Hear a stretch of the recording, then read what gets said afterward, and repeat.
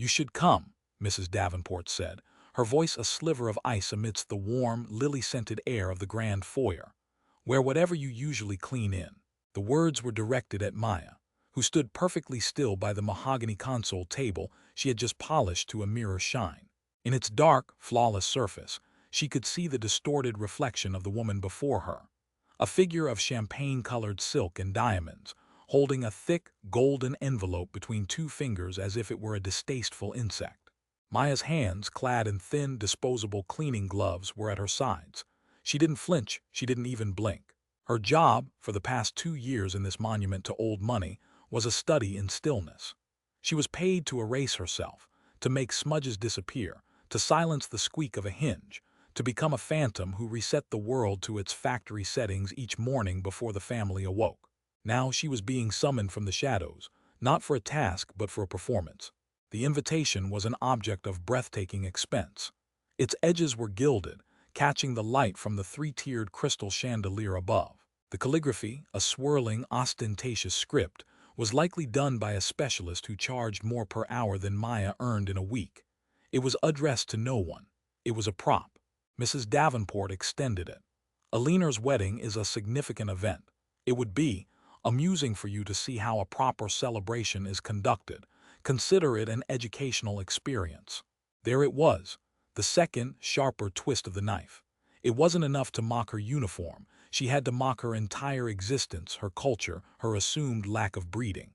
Maya could feel the eyes of another staff member, a young caterer's assistant, peeking from the archway of the dining room before quickly looking away. The humiliation was meant to be witnessed. It was a demonstration of power, as casual and absolute as signing a check. What does a person do in a moment like this? Every fiber of her being screamed with the injustice of it. A hot, metallic taste filled the back of her throat. Years of academic debate, of late-night study sessions fueled by cheap coffee, and the burning desire to master the very systems of power now being wielded against her, coiled in her gut. She could have eviscerated this woman with a single, well-phrased sentence. She could have exposed the brittle foundation of her condescension with a question so precise it would have shattered her composure. But her role here was not Maya Washington-esque. Her role was the help, and the help did not speak back. The help absorbed.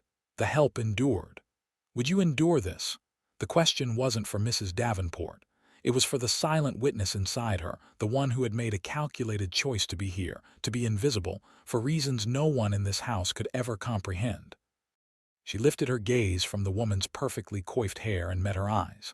Mrs. Davenport's smile was a thin, bloodless line.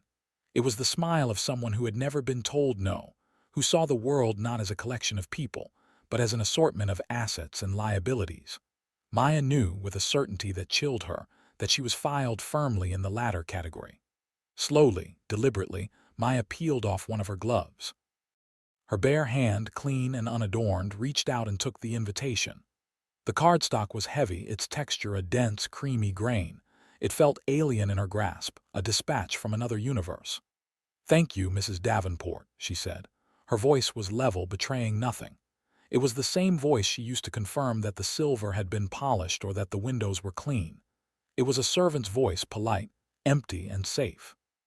The woman's smile faltered for a fraction of a second, as if she was disappointed by the lack of a more satisfying reaction.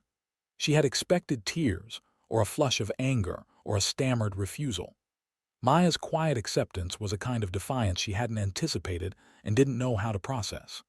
With a dismissive sniff, Mrs. Davenport turned, her silk dress rustling like dry leaves, and swept toward the sweeping grand staircase. Maya stood alone in the cavernous foyer. The scent of lilies and lemon polish hung in the air. The house was silent again, save for the distant, muffled sounds of a string quartet practicing in the ballroom for the coming festivities. She looked down at the golden invitation in her hand.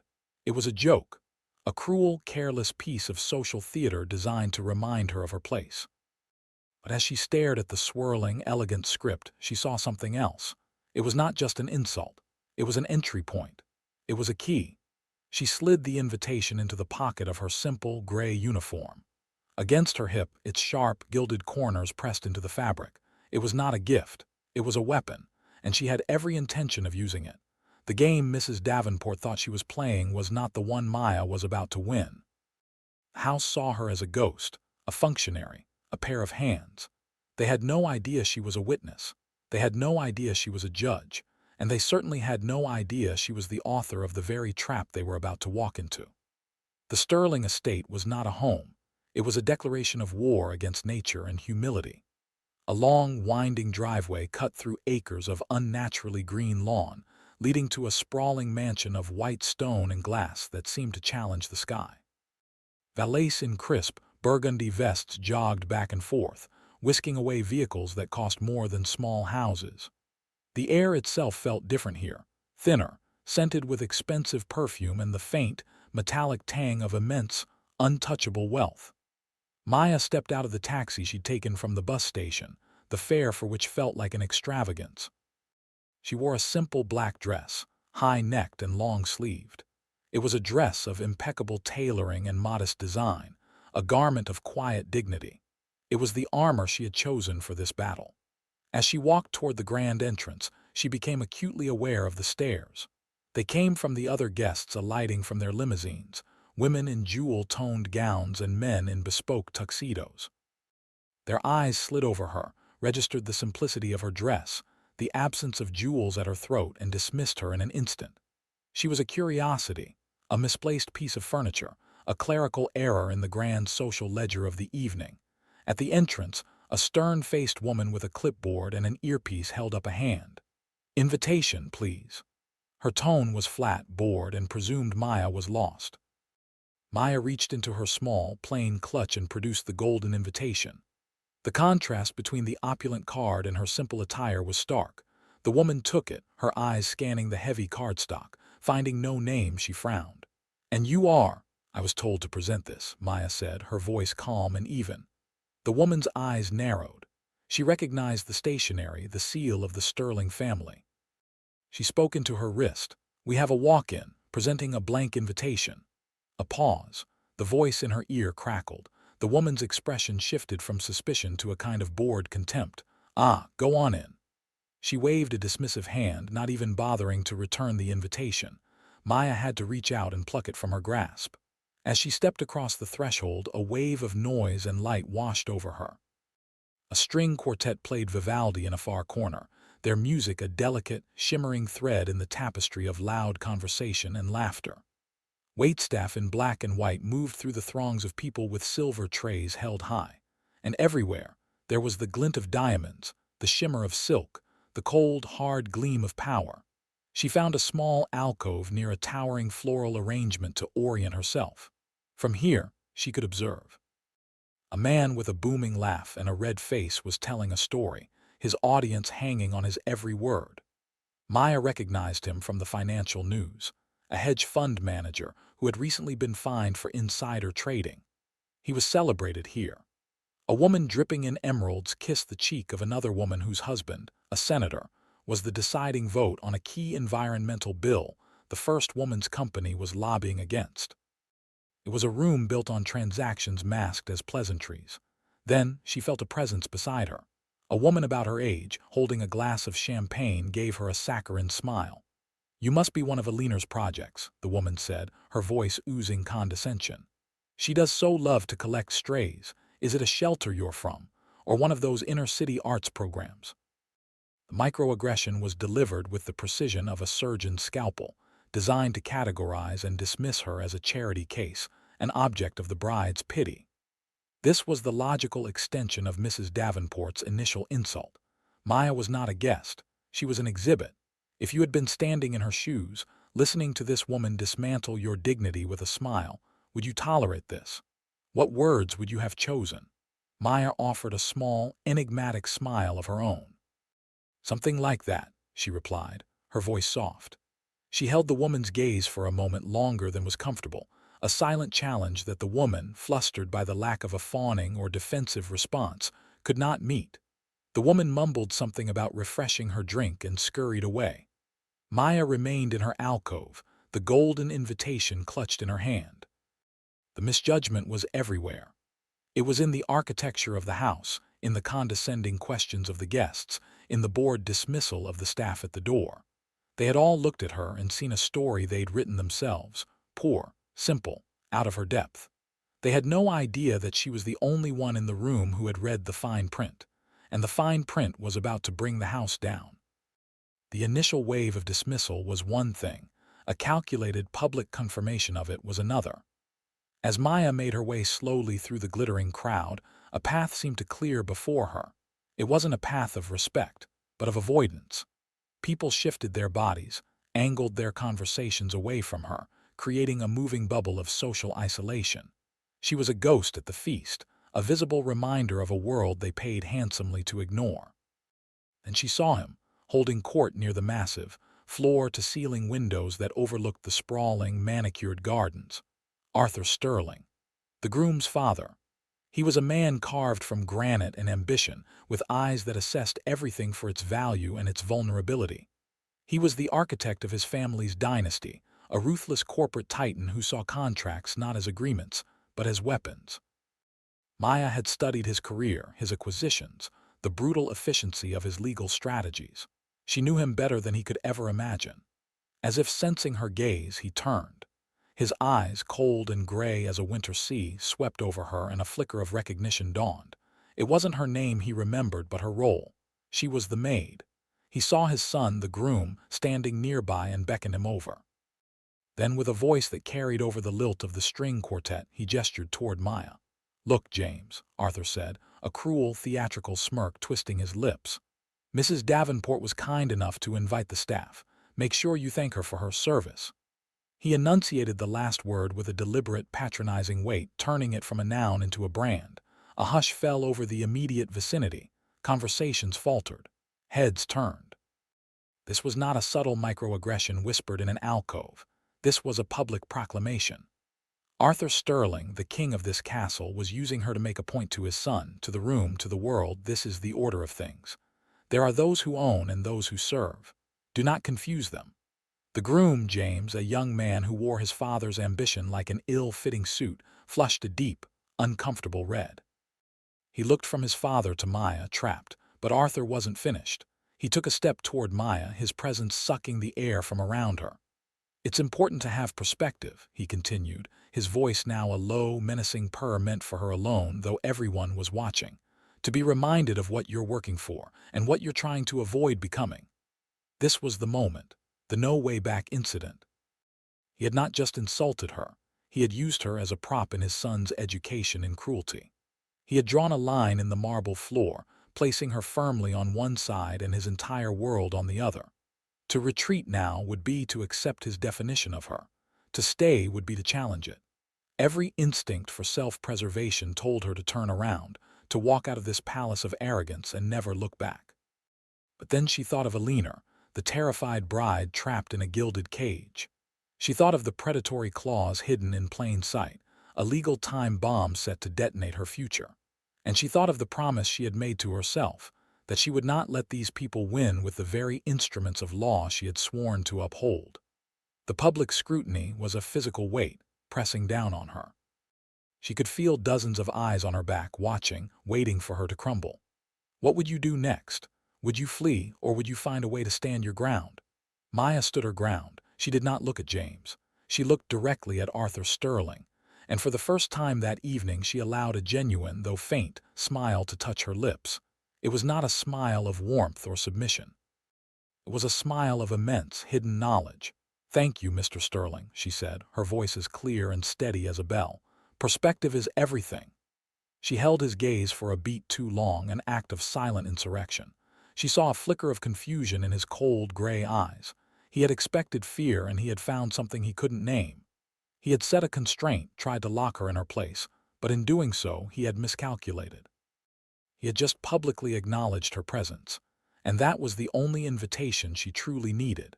She gave a slight, almost imperceptible nod, turned, and walked away, leaving the patriarch standing in a pocket of stunned silence. The game was now irrevocably afoot. Maya moved away from the confrontation with Arthur Sterling, melting back into the periphery. She needed a moment to let the adrenaline subside, to recalibrate. She found a temporary reprieve near a service station where waiters were collecting empty champagne flutes. Picking up a tray, she began clearing glasses from abandoned tables, her old uniform a muscle memory. The familiar, mundane task was grounding. It also made her invisible again, allowing her to listen.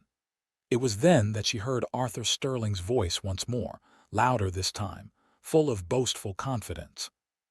He had recovered from their brief encounter and was now holding court with a group of men in dark suits, investors and board members by the look of them. "The prenup is a fortress," he declared, puffing out his chest. "Absolutely bulletproof. Young Alina is a talented girl with her little software company, but we have to protect the family's core assets. Every contingency is covered. We've invoked the ipso facto clause for intellectual property, ensuring a seamless transfer of assets upon marital union." Maya paused, her back to the group, a champagne flute halfway to her tray. Ipso facto. The term was Latin, and it was powerful, but it was the wrong one. An ipso facto clause generally refers to a provision that specifies a certain effect upon the occurrence of a certain event, often in bankruptcy contexts, and many are legally unenforceable. The term he was reaching for, the one that actually applied to the devious mechanism they had embedded in the contract, was likely ab initio or perhaps a more complex assignment provision. He was using a powerful-sounding legal term to impress his audience, but it was imprecise. It was the kind of mistake a layman makes when trying to sound like an expert. Her brow furrowed. It was a tiny, fleeting expression, a flicker of professional annoyance, the way a master carpenter might frown at a misaligned joint. It was involuntary, a reflex born from years of demanding absolute precision in the language of law. She quickly smoothed her features back into a neutral mask, but it was too late. A young man standing at the edge of the circle had seen it.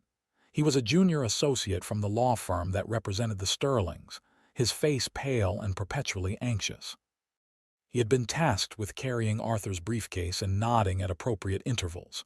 He had caught Maya's momentary frown, and his own brow creased in confusion. He glanced from the powerful CEO to the woman clearing glasses. For a split second, a question formed in his mind: why would the maid react to a legal term? But the moment passed. The cognitive dissonance was too great. Arthur Sterling was his boss's biggest client. This woman was the help. His mind, trained in the rigid hierarchies of the corporate world, chose the simplest explanation. He must have imagined it. A trick of the light. He dismissed the thought, turning his attention back to his duty of nodding appreciatively at Arthur's booming monologue. "Did you catch what she just did? It wasn't a speech. It wasn't a confrontation. It was a silent, expert critique that went entirely unnoticed by its target but was witnessed, however briefly, by someone within the system." Maya placed the last glass on her tray and turned to leave. She had confirmed a critical weakness. Arthur Sterling, for all his power and bluster, did not fully understand the weapon he was trying to wield. He had commissioned it, paid for it, but he hadn't mastered its intricacies. He was a man holding a complex firearm, convinced it was a simple club. This small win, this confirmation of his ignorance, was immediately undermined by the reality of her situation. The young lawyer had seen her and had already forgotten her, his bias a shield protecting him from a truth he couldn't process. She was still just the maid, but now she knew, with absolute certainty, that she was smarter than the most powerful man in the room. Seeking refuge from the oppressive opulence of the main hall, Maya took a path that led toward the quieter, less trafficked wing of the mansion. She knew the layout of the house intimately, the service corridors and hidden staircases, a secret map imprinted on her mind. She found herself in a long, quiet gallery lined with ancestral portraits, their painted eyes following her with silent judgment. The air here was cool and still. It was in this hallway, huddled on a velvet window seat, that she found Alina. The bride was a portrait of despair. She had kicked off her jewel-encrusted heels, and they lay discarded on the Persian rug. Her perfect chignon was coming undone, wisps of blonde hair framing a face pale with panic. She was pleating the silk of her impossibly expensive wedding gown between her fingers, her knuckles white. She hadn't been crying, not yet. This was something deeper, the frozen, breathless terror of a person realizing their cage has just been locked from the outside. She looked up as Maya approached, her eyes wide and haunted. There was no condescension in them now, no trace of her mother's cruel superiority. There was only raw, desperate fear. "I saw what he did," Alina whispered, her voice barely audible. "My father-in-law, what he said to you, I'm so sorry." Maya simply nodded, her presence calm and non-judgmental. She didn't offer empty platitudes. She just stood there, a quiet, steady anchor in the storm of the younger woman's emotions. "He told me the prenup was a formality," Alina continued, the words tumbling out in a rush. "A way to keep things clean, simple. My mother said all families like ours have them. But the way he talks about it, the way he looks at me, it feels like a leash." She hugged her knees to her chest, making herself small, a child hiding from a monster. "They say I won't get a cent if I leave. Is that true? But it's more than that. It's my company. I built it from nothing in my dorm room. It's me. And he said something about seamless transfer. What does that mean?" Maya saw it then. This wasn't just a marriage. It was a corporate takeover dressed in white silk. Alina was not the blushing bride. She was the asset being acquired. And the fear in her eyes was the dawning realization of that fact. In that moment, Maya's abstract commitment to legal ethics became intensely personal. This young woman, who had every privilege in the world, was as trapped and powerless as anyone Maya had ever fought for. Her vulnerability was the emotional anchor, the human cost of the legal trap. If you were there, would you step closer or stay silent? The line between servant and confidante was a dangerous one to cross. Maya chose to step closer. She sat on the window seat, not too close, but within the circle of Alina's fear. "A seamless transfer," Maya said, her voice low and even, "is a phrase people use when they want to make a complex and often disadvantageous transaction sound simple and harmless." The legal jargon was gone. She was translating, simplifying, offering clarity.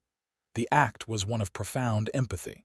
For the first time all evening, someone was speaking to Alina without an agenda, without the suffocating language of family obligation or corporate strategy. Alina looked at her, truly looked at her for the first time. She didn't see the maid's uniform. She saw the quiet intelligence in Maya's eyes, the unnerving calm in her demeanor. "How do you know that?" "I read a lot," Maya said simply. The bond was forged in that quiet hallway, a fragile alliance between the captured princess and the invisible woman. Alina's terror created a moral obligation that Maya could not ignore. This was no longer just about exposing a flawed contract. It was about saving the person it was designed to destroy. The stakes were no longer theoretical. They had a name, and her name was Alina. "It's Section 7, Line 4, Alina whispered, her voice trembling. "That's the part my family's lawyer, kept glossing over. He called it standard IP protection for the marital estate." Maya's blood ran cold. Section 7, Line 4. She knew it like a verse from Scripture. She had drafted it, redrafted it, and polished it until it was a perfect, glittering jewel of legal malice. It was her masterpiece of defensive law, created years ago for a completely different context, a shield for a vulnerable inventor. To see it now, twisted and used as a sword against a young woman, was a grotesque perversion of her original intent. Just then, two men strolled into the gallery, their voices low and self-congratulatory. They were the Sterling family lawyers, sleek and confident in their tuxedos. They paused by a portrait of Arthur Sterling's grandfather, not noticing the two women in the shadows of the window seat. "Arthur was brilliant to insist on 7.4, the senior lawyer murmured, sipping his scotch. "The kid's software is the real prize. This marriage secures the patent portfolio for the Sterling Tech division before she can even think of an IPO. Her counsel barely put up a fight," the other lawyer chuckled. He saw the words retroactive indemnity and focused on that, trying to negotiate the financial penalty. He completely missed the kill shot. He missed it because he was looking for a financial trap, the senior lawyer said with a smirk. He never imagined the real goal was to seize control of her intellectual property, ab initio. By the time she realizes what she signed, she'll be a highly paid employee in her own company. Maya watched the color drain completely from Alina's face. The lawyer's casual cruelty had just confirmed her worst fears. They were so arrogant, so sure of their victory, that they were explaining the mechanics of their trap out loud.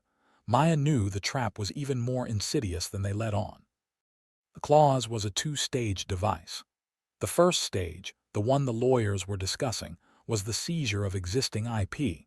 But the second, more subtle part, the part she had woven in with the precision of a watchmaker, concerned future creations.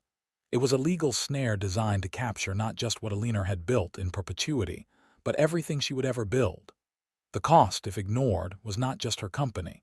It was her entire creative and professional future. She would be a ghost haunting her own genius.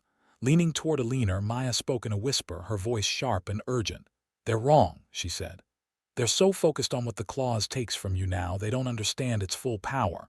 The real trap isn't about your current company." Before she could explain further, a sharp, imperious voice cut through the quiet gallery. "Alina, what are you doing back here, hiding with the help?" Mrs. Davenport stood at the entrance to the gallery, her face a mask of perfectly applied fury. The two lawyers snapped to attention, their casual demeanor vanishing. Mrs. Davenport's eyes, cold and hard, fixed on Maya.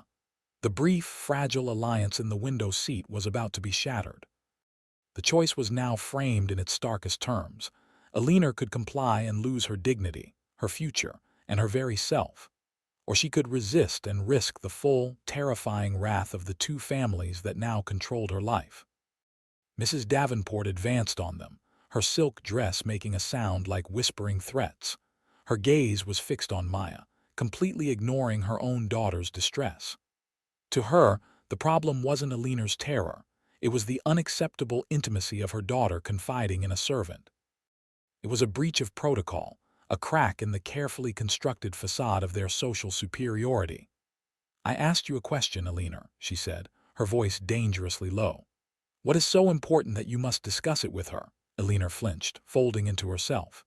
She looked from her mother's unyielding face to Maya's calm one, a silent plea in her eyes. The moment hung in the air, thick with unspoken words. This was Alina's chance to push back, to say, "She's helping me," to legitimize Maya's presence. But the lifetime of conditioning was too strong. The fear of her mother, of the scene, of the consequences, was overwhelming. Alina dropped her gaze to the floor. "Nothing, mother," she mumbled. "We were just talking." The betrayal, quiet as it was absolute. With that single word, nothing, Alina had erased the fragile bond they had just formed. She had chosen her cage. Mrs. Davenport's lips curved into a triumphant, cruel smile. Her victory was swift and complete. She turned her full attention to Maya. "You," she spat, her voice dripping with venom. "You are to return to the service kitchen and remain there for the rest of the evening. If I see you in the main house again, you will be dismissed. You are the help. Do not forget your place." The two lawyers watched the exchange with detached amusement, as if observing a particularly interesting bit of animal behavior. They were the system, and the system was pushing back, effortlessly and brutally. There was no appeal, no recourse. The door had been slammed shut. Maya met Mrs. Davenport's furious gaze. She gave a slow, deliberate nod. Without another word, she stood up, smoothed down her black dress, and walked out of the gallery, leaving Alina alone with her mother. She didn't look back. As she navigated the hidden service corridors, the stark reality of her situation settled in. She was utterly isolated. Alina, her only potential ally within the family, had buckled under pressure. The legal team saw her as a joke. Arthur Sterling saw her as a prop, and Mrs. Davenport saw her as a contamination to be purged. She had the knowledge to save Alina, but she had no platform, no voice, no power. The system was designed to keep people like her silent and invisible. She reached the bustling, chaotic heat of the main kitchen. The clang of pots, the hiss of steam, and the shouted orders of the head chef were a world away from the cold, calculated cruelty of the gallery. Here, she was just another body, another pair of hands. A security guard, clearly having received instructions from Mrs. Davenport, stood by the door, his arms crossed. He gave Maya a hard look. She was a prisoner in the part of the house they reserved for the unseen.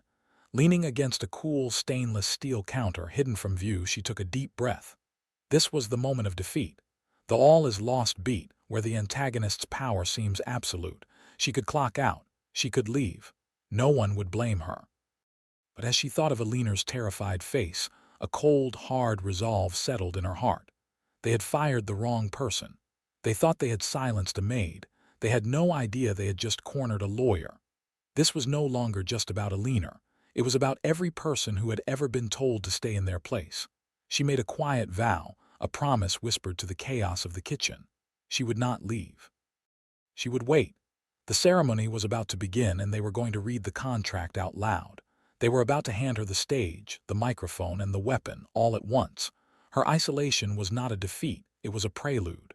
The air in the kitchen was thick with the smells of roasting duck and simmering sauces, a frantic, behind-the-scenes ballet of culinary creation. For Maya, it was a waiting room. She found a quiet corner, ostensibly to polish silverware, and watched the large monitor that showed a live feed of the main events, a tool for the catering staff to time their service. Through the screen, she saw the guests being ushered from the grand hall to the meticulously arranged garden. Rows of white chairs faced a floral archway, under which a nervous-looking officiant was thumbing through a leather-bound book. The string quartet had repositioned, and was now playing a soft, expectant melody. Maya's plan was simple, audacious, and rested on a single point of failure: Arthur Sterling's hubris. He wasn't content with a private contract. He needed the world to witness the cleverness of his legal victory. He had insisted that key clauses of the prenuptial agreement be read aloud during the ceremony itself, a bizarre and tacky display of power disguised as a modern tradition. He wanted his guests, his investors, his rivals, to hear the chains being forged. It was this arrogance that provided her opening. She had the evidence assembled in her mind, every line and codicil of Section 7 memorized, not just in English but in the Latin legal maxims that formed its intellectual spine. She had spent years at Harvard Law School participating in mock trials, debating in front of stern-faced professors, learning to command a room with nothing but logic and language. All that training, all that preparation, which had felt so distant and useless during her time in a maid's uniform, now came rushing to the forefront of her mind. This was not a wedding. It was a hearing, and she was about to present her case. This is where everything could flip. The thought was both terrifying and exhilarating.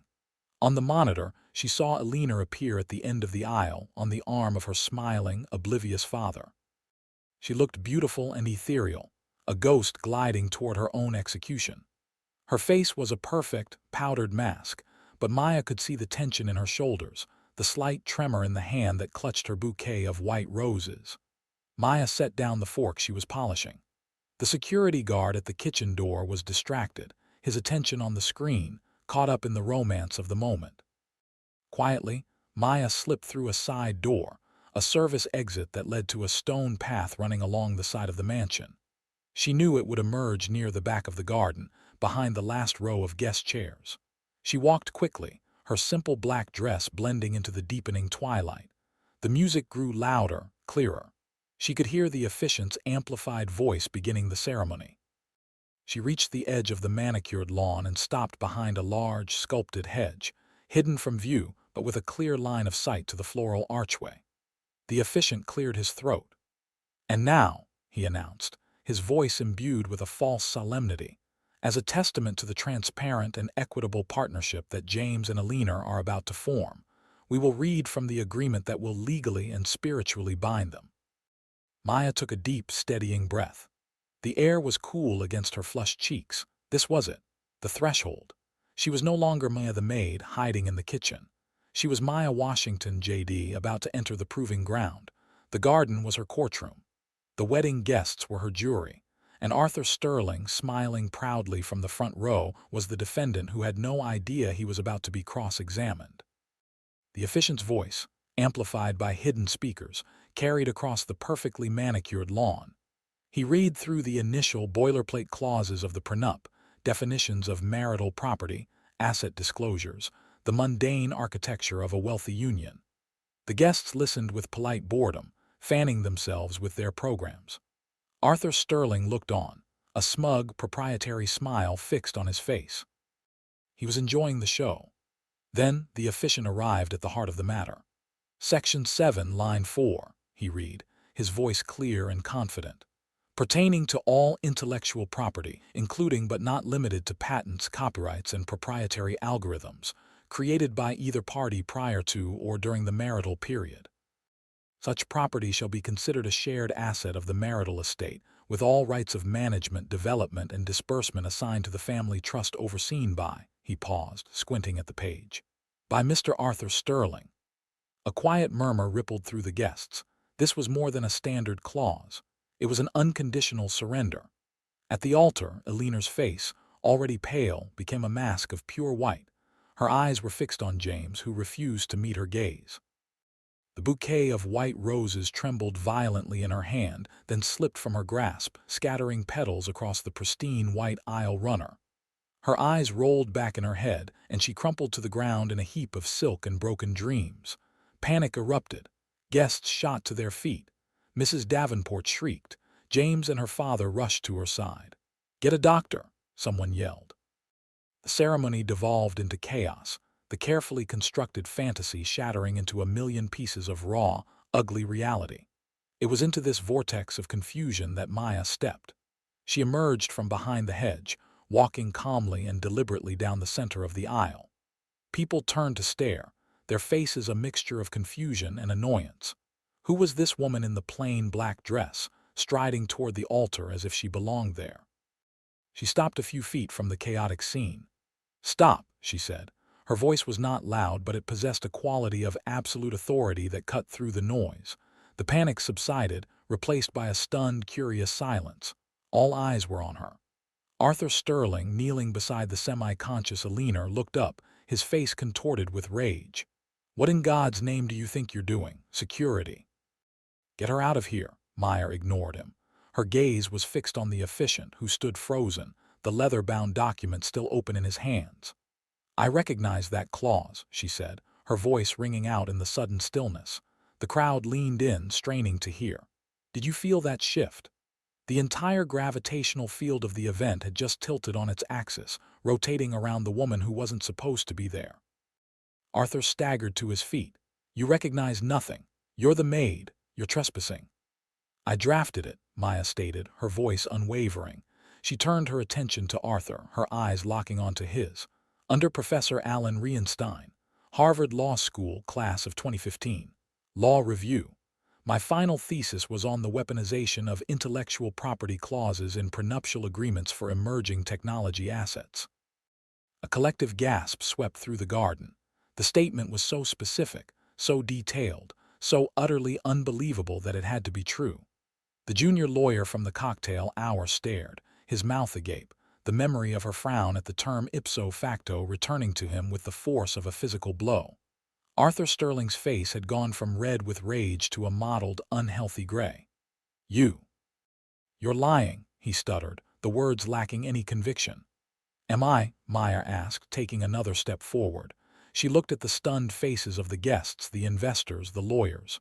The public test had begun. The truth was out, and the consequences were about to land. The garden was utterly silent, save for the whisper of the breeze through the sculpted hedges. Every guest, from the powerful CEO in the front row to the distant cousins in the back, was frozen, their attention riveted on the impossible scene at the altar. Eleanor was now sitting up, supported by her father, her eyes wide and fixed on Maya. "A lie is easily disproven, Mr. Sterling," Maya said, her voice retaining its unnerving calm. "Let's test the proposition." She turned to the officiant. "The document, please."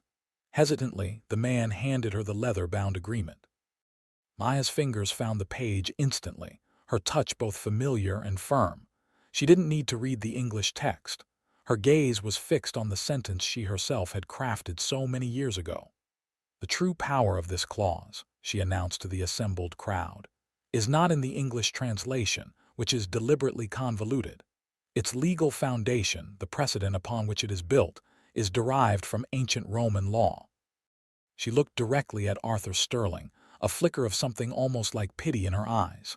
"A concept you are clearly not familiar with." Then she began to speak. The words that came from her lips were not English.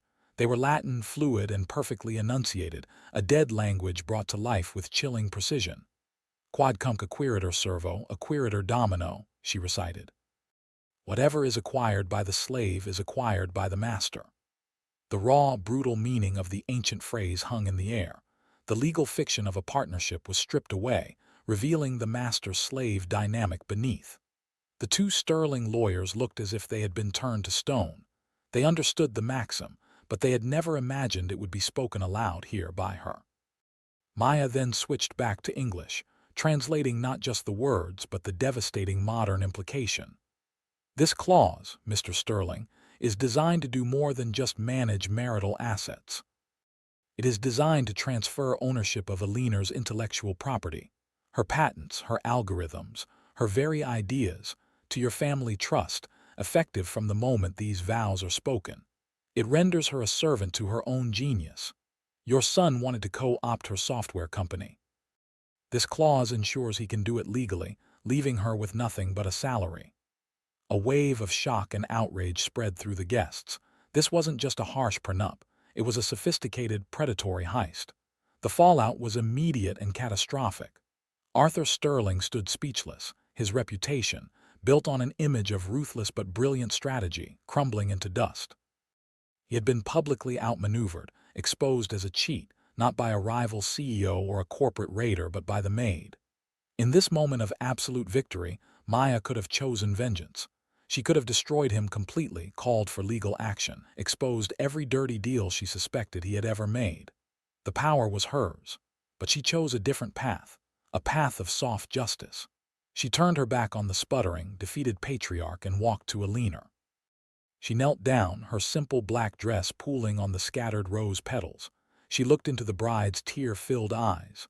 "You have a choice, Alina," she said, her voice soft now for her alone. "This is not your destiny, this is a contract, and you do not have to sign it." She wasn't seeking to punish the Sterlings. She was seeking to empower their victim. Her justice was not about retribution, it was about restoration. She handed Alina the pen that was meant to sign away her life and instead gave her back her freedom. With that single, quiet act, she demonstrated a form of power that Arthur Sterling, with all his billions, could never understand: the power of grace. The wedding did not continue. It imploded. Within minutes, guests were murmuring, shaking their heads and making quiet, hurried exits. The spectacle of the Sterling family's public humiliation was a far more gripping finale than any exchange of vows. The story of the Maid, who was a Harvard lawyer, and the predatory clause she exposed, spread through the elite circles of finance and society like wildfire. The immediate restitution was personal. Alina, emboldened and finally free from the psychological grip of her mother and fiancé, officially called off the wedding on the spot. She left the estate that evening, not with her parents, but with Maya. But the true, systemic change began in the weeks that followed. The incident became a national news story, a viral sensation that ignited a fierce public conversation about prenuptial agreements, gender, and power. The phrase Maya had recited in Latin, "Whatever is acquired by the slave is acquired by the master," became a hashtag, a rallying cry for women who felt trapped in financially or legally abusive relationships. Alina, instead of retreating from the spotlight, leaned into it. With Maya by her side as her lead counsel and strategist, she did something revolutionary. She didn't sue the Sterling family for emotional distress or fraud, a move that would have been seen as a vindictive, personal battle. Instead, she took the considerable resources now at her command and established a non-profit foundation. The foundation's mission was specific, targeted, and designed for maximum systemic impact. It provided free and low-cost legal counsel to women, entrepreneurs, and artists facing complex contract negotiations, with a special focus on protecting intellectual property within marital or partnership agreements. It wasn't just about fighting bad contracts, it was about preventing them from being written in the first place. The policy change they championed was concrete. The foundation began lobbying for new legislation at the state level, a bill they called the Intellectual Property Clarity Act.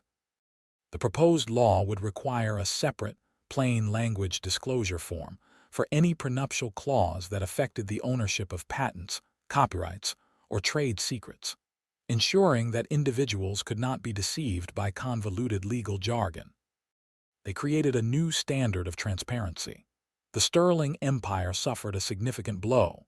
Several major investors pulled their funding, citing concerns about the family's unethical business practices. Arthur Sterling was forced to step down as CEO of his own company, his reputation in tatters. Systemic change wasn't just a new non-profit.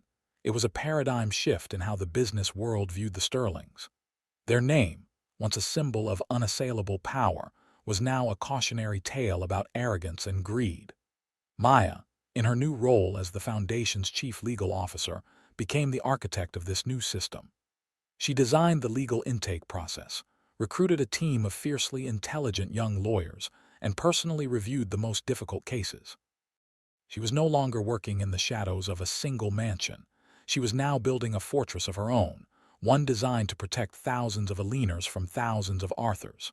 The restitution wasn't a payout. It was a new set of rules for the entire game.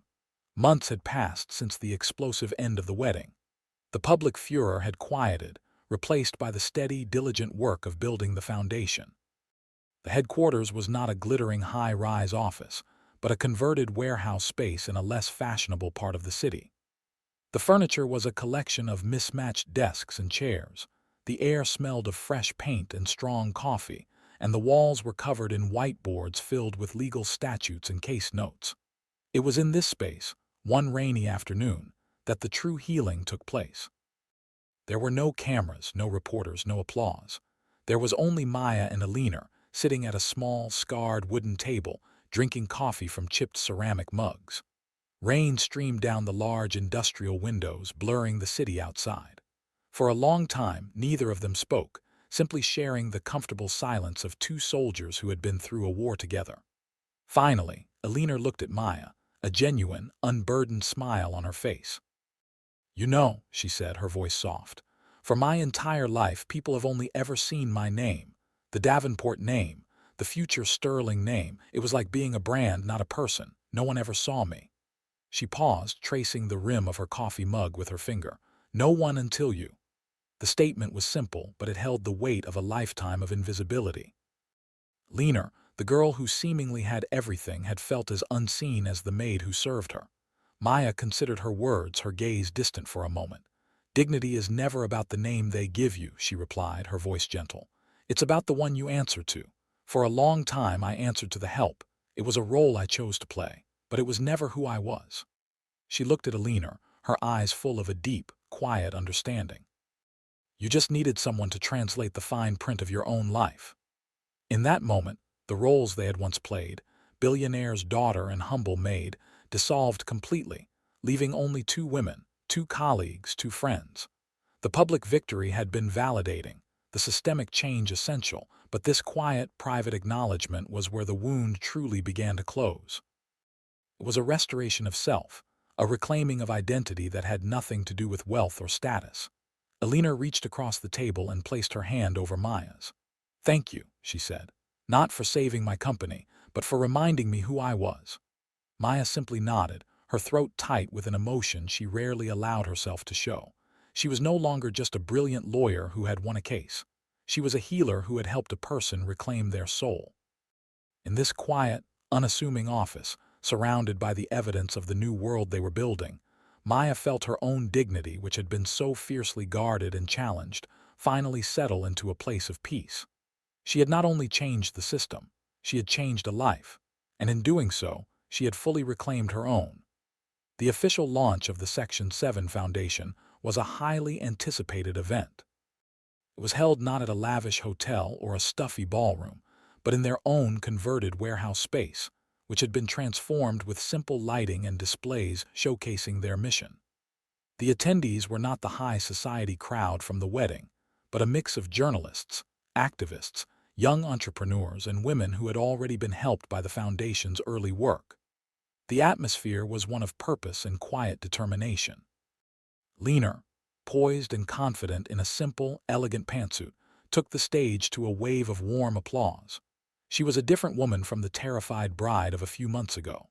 She spoke with passion and clarity about the need for transparency and fairness in legal contracts, about empowering women to be the sole authors of their own futures. She told her story, not with bitterness or anger, but as a case study, an example of a systemic flaw that needed fixing. Toward the end of her speech, a journalist from a major news outlet raised a hand.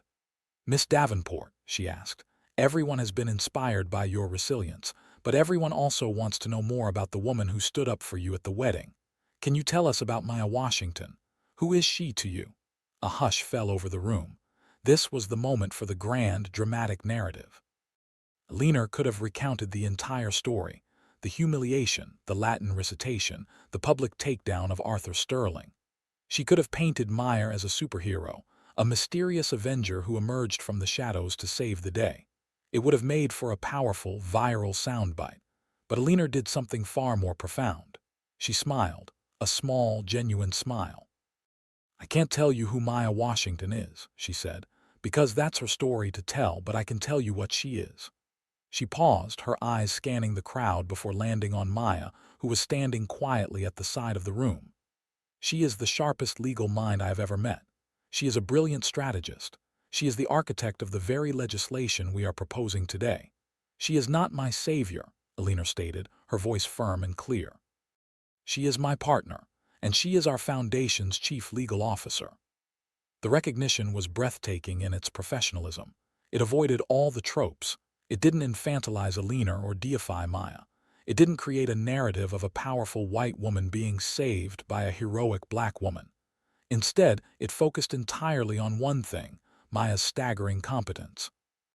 It gave her credit for her work, her intellect, and her leadership, defining her by her professional excellence rather than by the dramatic circumstances of their meeting. Recognition done right. Agree. The journalists began scribbling furiously. The focus of the story had just been subtly but powerfully shifted. It wasn't about the maid who became a hero. It was about the brilliant lawyer who was now changing the world, and the foundation that was lucky enough to have her. Later, as the event was winding down, the young, anxious lawyer from the Sterling's firm approached Maya. He looked humbled, his former arrogance replaced by a genuine awe. "What you did," he began, then trailed off, shaking his head. "We studied your thesis at my firm. It's required reading now. You've opened a door for a new kind of corporate law." That, more than any public applause, was the recognition that mattered. She hadn't just won a battle. She had changed the curriculum. A door had opened, not just for her, but for a new, more ethical way of practicing law, a path for others like her to follow. Life at the foundation settled into a rhythm of hard work and quiet victories.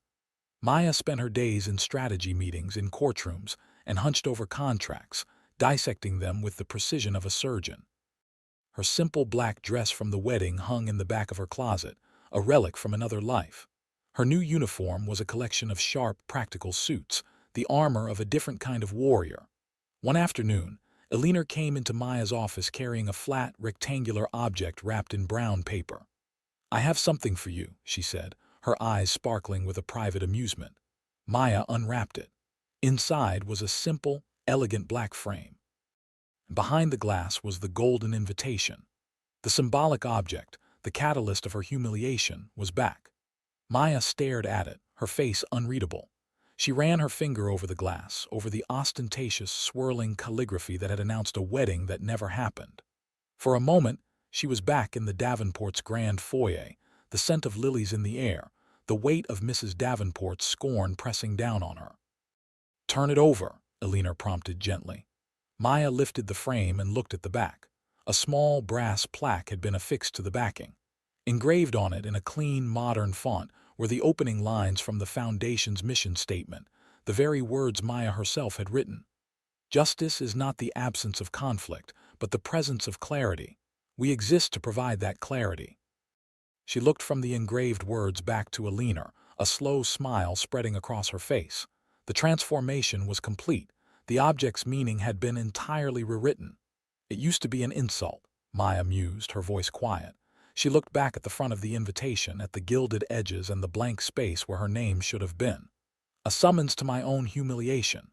"And now?" Alina asked. "Now," Maya said, a new strength in her voice as she met Alina's gaze. "Now it's a contract." "Did the object's meaning change for you too?" It was no longer a symbol of mockery. It was a testament to their shared purpose. It represented the moment a vicious joke was flipped, repurposed, and forged into the founding document of a movement. The golden invitation was not a reminder of the wound. It was a map of the scar, a beautiful, powerful mark of a battle won and a promise kept. Maya placed the frame on the bookshelf behind her desk. It leaned against a row of heavy legal textbooks, an object of art amidst tomes of law. From her desk, she would see it every day. It was a quiet, constant reminder of where she had come from, and a steadfast signpost pointing toward the future she was now building, a future where no one would be silenced by the fine print ever again. Years pass. The Section 7 Foundation is no longer a scrappy startup in a converted warehouse. It is a respected national institution, a powerful force in the fight for contractual justice. Its offices are sleek, professional, and buzzing with the energy of dozens of lawyers, paralegals, and advocates. The final scene takes place in a large, glass-walled conference room. A young woman, a brilliant coder who has just received a predatory buyout offer for her fledgling app, sits at the head of a long table. She is nervous, intimidated, but not alone. On one side of her sits a confident, smiling Alina, no longer just a benefactor but a sharp, experienced executive. On the other side sits Maya. Maya is not in a suit of armor anymore. She wears a simple, elegant dress, the quiet confidence of a master of her craft. She is listening intently as the young woman speaks, her pen poised over a copy of the contract. The table is littered with documents, but the atmosphere is not one of conflict, it is one of empowerment. When the young woman finishes, her voice trembling slightly, Maya looks up. She doesn't give a lecture. She simply points to a single clause buried deep in the document. "Here," she says, her voice calm and clear. "This is where they hide the cage. Let's talk about how we're going to rebuild the door." The tangible sign of continuity is in the room itself, the foundation, the team, the work. The legacy is in the young woman at the table and the thousands like her who now have a place to turn. Maya is not standing in the back of the room anymore. She's seated at the table exactly where she belongs. She has taken the front row seat she was denied and has built a whole new table for everyone else. The camera pulls back slowly. We see the conference room, the city skyline gleaming through the windows. The work continues. Maya's presence is a quiet, powerful anchor. She doesn't need the spotlight. Her legacy is in the changed lives, the rewritten rules, the quiet, steady hum of justice being done. The final line of hope is unspoken, but it hangs in the air, a silent question that lingers long after the screen goes dark. Whose quiet excellence did you learn from and never thank? The image fades, leaving a sense of stillness, of profound and lasting impact. The room was changed forever, not by a single dramatic act of vengeance, but by the persistent, brilliant, and dignified work of a woman they had once dismissed as nobody.